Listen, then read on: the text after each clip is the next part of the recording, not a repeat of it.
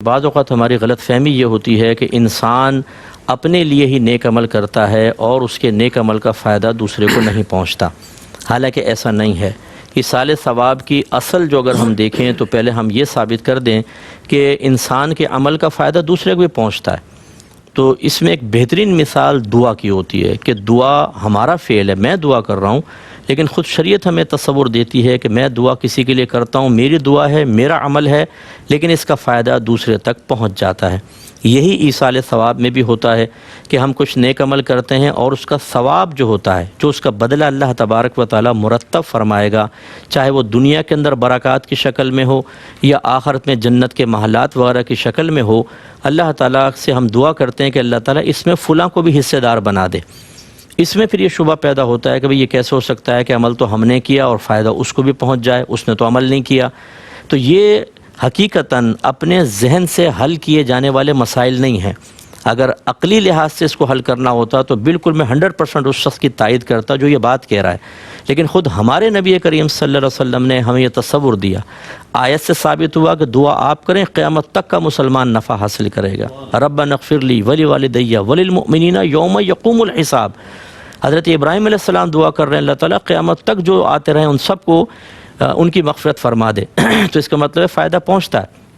اور نبی کریم صلی اللہ علیہ وسلم سے جب حضرت سعد رضی اللہ تعالیٰ عنہ نے پوچھا کہ میری والدہ فوت ہو گئی ہیں، میں ان کے لیے کون سا ایسا کام کروں کہ ان کو ثواب ملے، تو فرمایا پانی۔ تو انہوں نے شارع عام کے ساتھ ایک کنواں کھدوا دیا اور اس پہ ایک نیم پلیٹ باقاعدہ لکھوائی، لی ام سعد، سعد کی ماں کے لیے، اور ارادہ یہ تھا کہ لوگ پانی پئیں گے تو میری ماں کو اس کا ثواب ملے گا۔ اسی طرح جب کسی نے پوچھا کہ کیا میں والدین کے لیے نماز پڑھوں، فرمایا نماز پڑھو، روزہ رکھو، اپنے والدین کی طرف سے حج کرو، یعنی نفلی حج کر کے اس کا ثواب اپنے والدین کو بخشو۔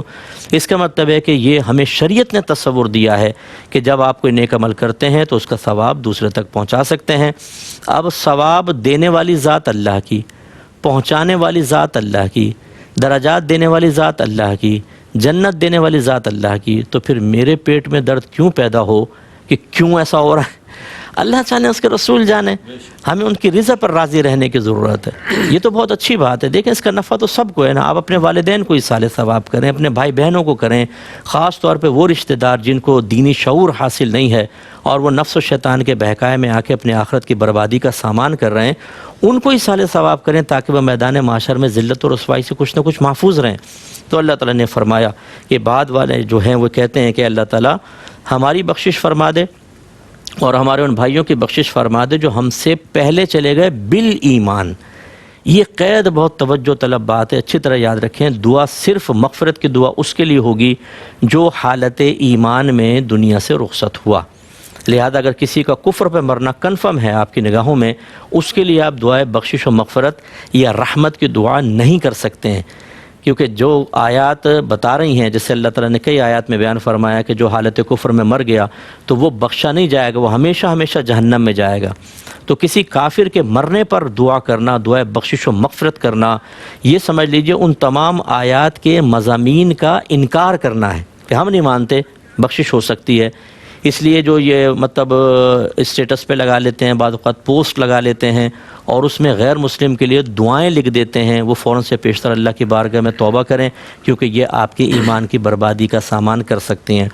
اور اللہ تعالیٰ نے پھر دعا ان کی ذکر کی کہ اللہ تعالیٰ ہمارے قلوب میں مومنین کے لیے کینہ نہ رکھ۔